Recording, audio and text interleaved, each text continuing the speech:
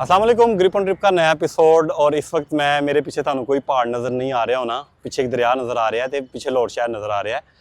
वैसे तो मेरी अभी ग्रिप ऑन ट्रिप के ऊपर कलाम सीरीज़ चल रही है, जिसमें मेरी अगला सफ़र टेप बांडा और जोरोगो वाटरफॉल का आने वाला है। लेकिन पिछले 2 हफ्तों से सैलाब था, मैं खुद भी स्कर्दू में था, तो मैंने कोई चीज़ अपलोड नहीं की। मैंने कहा थोड़ी सी क्लाइमेट चेंज पे बात हो जाए। वैसे जो मेरा दूसरा चैनल है उमर भट्ट, उसके ऊपर मैंने एक पूरी सीरीज़ बनाई है। क्लाइमेट चेंज तो है ही है, हम क्या कर रहे हैं, हमारी कहाँ कहाँ गलतियाँ हैं, हमारी कहाँ कहाँ कोताहियाँ हैं। तो आज मैं रावी पे इसलिए आया हूँ कि मैंने अपनी ज़िंदगी में कुछ 26-27 साल बाद दरिया को इतना भरे हुए देखा है। यहाँ पे ऑफिशियली निचले दर्जे का सैलाब जो है वो NDMA की तरफ से इसकी आ चुकी है। रेस्क्यू 1122 की गाड़ियाँ भी खड़ी हुई हैं किसी भी हादसे से निपटने के लिए। तो मैंने कहा चलें एक तो रावी आपको दिखाता हूँ, ये मेरे घर से बिल्कुल करीब है, 15-20 मिनट लगते हैं यहाँ पे आने में, और बचपन में यहाँ पे अक्सर आता रहा हूँ। तो सगियाँ ब्रिज है, पानी की क्या सूरत हाल है और यहाँ पे चल क्या रहा है, तो आज ये मैं सारा आपसे डिस्कस करूँगा और ये एक्सपीरियंस शेयर करूँगा। ग्रिप ऑन ट्रिप में ऐसे मैंने पहले कभी नहीं किया, तो आज लेकिन ये वक्त की ज़रूरत है, आपसे बात भी करना चाह रहा था। काफ़ी दिनों से ग्रिप ऑन ट्रिप के ऊपर कुछ अपलोड भी नहीं कर सका, ट्रैवल की वजह से, मौसमी हालात की वजह से जो इस वक्त हमारे KPK में चल रहा है। तो इन सब पे बात करते हैं। साथ साथ मैं आपको ये रावी दिखाता हूँ कि 27-28 साल बाद ये भरा है और यहाँ पे क्या सिलसिला चल रहा है और ये कैसा लग रहा है और यहाँ पे क्या क्या गलत हो रहा है जो अभी भी किसी हादसे का बाइस बन सकती हैं।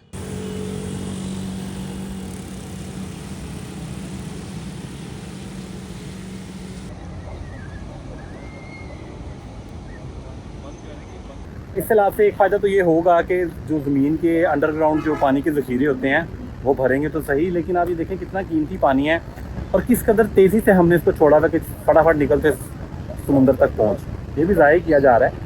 और इसमें क्लाइमेट चेंज तो नो डाउट एक इशू है, हमारी अपनी जो करतूतें हैं उनके ऊपर भी हम बात करते हैं। अभी मैं ब्रिज की दूसरी साइड पर जा रहा हूँ, वैसे मज़ा भी आ रहा है, दरिया को इतना भरा हुआ कभी देखा नहीं है। ये जो ब्रिज है, जब ये बना था मेरा ख्याल है 96-97 में ये ब्रिज बना था, और मैं अपने बड़े भाइयों के साथ यहाँ पे इसके किनारे आया था जब इसका इफ्तिताह हुआ था। हमने यहाँ पे बैठ के लीचियाँ खाई थी और अमरूद खाए थे, क्योंकि ये सारा एरिया ही लीची और अमरूद के बागों का था, जिसे अब 90% जो है वो अल रहमान गार्डन और इस तरह की अलहम्द गार्डन और सोसाइटीज़ बन गई हैं जिनके 6-7 फेज़ हैं। इतना खूबसूरत ये इलाका हुआ करता था किसी ज़माने में। लाहौर को जो बागों का शहर कहते थे, उसमें मुझे लगता है कि ये सबसे बड़े बाग लाहौर के ये थे। तो अब ये ख़त्म हो चुके हैं। एनीवे, अभी देखें कि आप किनारों पे लोगों ने काफ़ी ज़्यादा, हुकूमत ने काफ़ी ज़्यादा किनारों को खाली करा लिया है, लेकिन अभी भी काफ़ी लोग जो गुजर बरादरी है यहाँ की अपनी माल मवेशी लेके यहीं पर मौजूद है। और ये बिल्कुल देखने पानी कहाँ पे आ रहा है। अब थोड़े लाउते चढ़ना है ना, तो खुदा न खास्ता एक बड़ा हादसा भी हो सकता है। अच्छा, ये जो सगियाँ का पुल है यहाँ पे भी, और जो न्याजी इंटरचेंज का पुल है जहाँ पे 12 दरिया कामरान की, वहाँ पे भी रेस्क्यू 1122 की गाड़ियाँ भी खड़ी हुई हैं और यहाँ पे स्विमर भी मौजूद हैं। और यहाँ पे बहुत ज़्यादा जो एरिया था, क्योंकि असी कब्ज़ियाँ तो बाज नहीं आते, दरिया रावी के किनारों पर भी बहुत ज़्यादा कब्ज़ा हो चुका था। यहाँ पे झुग्गियाँ थीं और गुजरों के बहुत बड़े बाड़े थे। 90% जो हैं बाड़े वो खाली करवा लिए गए हैं और जो हैं उनको थोड़ा ऊपर मुकाम पे मुंतकिल कर दिया गया है। लेकिन अभी भी मैं समझता हूँ कि 5-6 फुट का ही फासला है, तो एडा ईजी होने की लोड़ नहीं हैगी।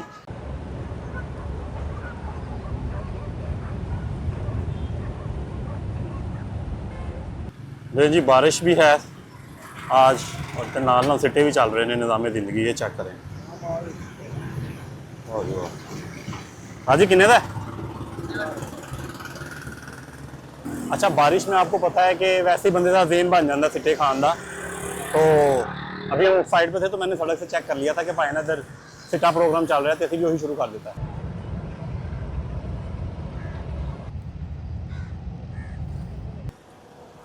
बहुत ज़्यादा टेंशन होने लग गई थी, इतना पानी ज़ाया हो रहा है, इतना नुकसान हो रहा है। तो जब मैं ज़्यादा टेंशन लेता हूँ ना, तो मुझे टेंशन को ख़त्म करने के लिए कुछ खाना पड़ता है। और ऊपर से व्यू चेक करें और साथ सिट्टा भी मजे का है। मसाला होने थोड़ा तेज़ लाता है, इस वास्ते मैं तेज़ बोल रहा हूँ। है देखो,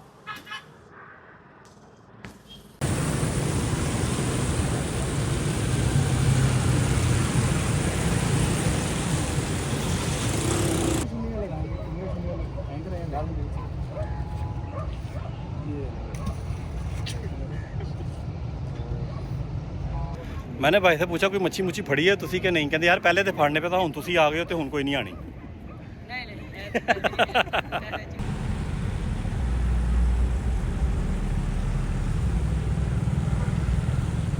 अभी आप मेरे पीछे देख रहे हैं ये घर, ठीक है, ये घर है और इनके आगे जो गली है हार्डली 8-10 फुट की होगी और थल्ले दरिया है। पहले ये झोंपड़ियाँ थीं, बाद में आहिस्ता आहिस्ता इनको पक्का कर दिया गया। तो हुण हो सकता इन्हां कोल दी रजिस्ट्री भी होवे, क्योंकि पाकिस्तान है कुछ भी हो सकता है इत्थे। हालांकि आप खुद सेंस करें कि ये किनारा बीच में 8-10 फुट की गली और साथ ही मकान। वैसे अभी इनको खाली करवा लिया गया है सैलाब की पेश नज़र।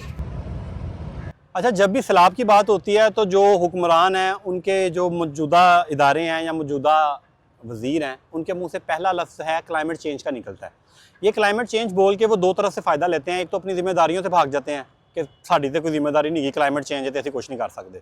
और दूसरा ये कि इमदाद इकट्ठी भी की जाती है कि पाकिस्तान इस साल तो मुझे लगता है कि दुनिया का सबसे ज़्यादा मुतासिर होने वाला मुल्क पाकिस्तान है। 2022 में भी पाकिस्तान था, उसमें दूसरे या तीसरे नंबर पे इटली भी था। लेकिन आप ये देखें कि 2022 के बाद इटली ने क्या कुछ किया और पाकिस्तान ने क्या कुछ किया, इसका आप कंपैरिजन कर सकते हैं। आप AI से पूछ लें या गूगल करके देख लें, तो उम्मीद है कि पाकिस्तान ने कुछ नहीं किया। अभी क्लाइमेट चेंज फैक्टर एक बहुत बड़ा है। हमने जिस तरह से दरख्त काट दिए हैं, हमने कुमराड का क्या हाल किया है। रिसेंटली शगरथंग रोड बनना शुरू हो गया है, स्तौर को कश्मीर को स्तौर और फिर स्तौर को स्कर्दू से मिलाया जा रहा है, इस्लामाबाद मुजफ्फराबाद से स्कर्दू का रास्ता कम करने के लिए। और मैं रिसेंटली 13 अगस्त को वहीं पे था, 14 अगस्त को मेरी फ़्लाइट थी, उसके बाद ये सारा हुआ, अल्हम्दुलिल्लाह मैं सेफली वापस आ गया। तो 13 अगस्त को ये हुआ कि मैं शगरथंग गया और वहाँ पे अब जो सड़क है जिसने भी 3, 4, 5 साल में जाके बनना है, वहाँ पे अभी से बन रहे हैं रिजॉर्ट और अन्यवाद दरख्त कटने शुरू हो गए हैं। नो डाउट मैं समझता हूँ कि पाकिस्तान का खूबसूरत तरीन एरिया है वो, और वहाँ पे इस तरह से अगर दरख्त कट जाएंगे रिजॉर्ट्स के नाम पे, सड़क के नाम पे, तो ये हम अपनी वो तबाही है जो ख़ुद अपने हाथों से लेके आते हैं। और दूसरी बात ये कि ग्लेशियर्स की अगर हम बात करें, ग्लेशियर फट रहे हैं। अभी गिज़र में ग्लेशियर फटा है 2-4 दिन पहले, और जब बहुत ज़्यादा टेम्परेचर बढ़ जाता है तो ग्लेशियर तेज़ी से पिघलता है। बर्फ़ के ये जो पहाड़ है ना, ये अल्लाह ने इतनी गर्मी बर्दाश्त करने के लिए नहीं बनाए, तो वो फट जाते हैं। तो इसमें भी हमारा अपना ही कसूर है। डिफॉरेस्टेशन होगी, हम लोग परमानेंट ग्लेशियर तोड़ रहे हैं। सीजनल ग्लेशियर तोड़ने की समझ आती है, हम लोग परमानेंट ग्लेशियर्स के पीछे पड़ गए हैं, जो कि बहुत ही ज़्यादा फ़ायदेमंद हैं इलाके के इकोसिस्टम के लिए और बायोडाइवर्सिटी के लिए। तो जब हम खुद भी इस तरह के काम करेंगे तो फिर क्लाइमेट चेंज के ऊपर हम सारा मलबा नहीं डाल सकते। मुझे इस चीज़ की खुशी है कि मैं ज़िंदगी में दूसरी दफ़ा इसको इतना भरा हुआ देख रहा हूँ। लेकिन ये जो भरा है ना, ये कोई हमारे अच्छे इक़दामात की सूरत में नहीं भरा, ये एक कुदरती आफत की सूरत में भरा है। इंडिया के पास भी पानी नहीं है, उन्होंने इधर छोड़ा हुआ है, और कई देहात डूबे भी हैं आगे से, रावी की साइड से, और अभी भी निचले दर्जे का सैलाब चल रहा है।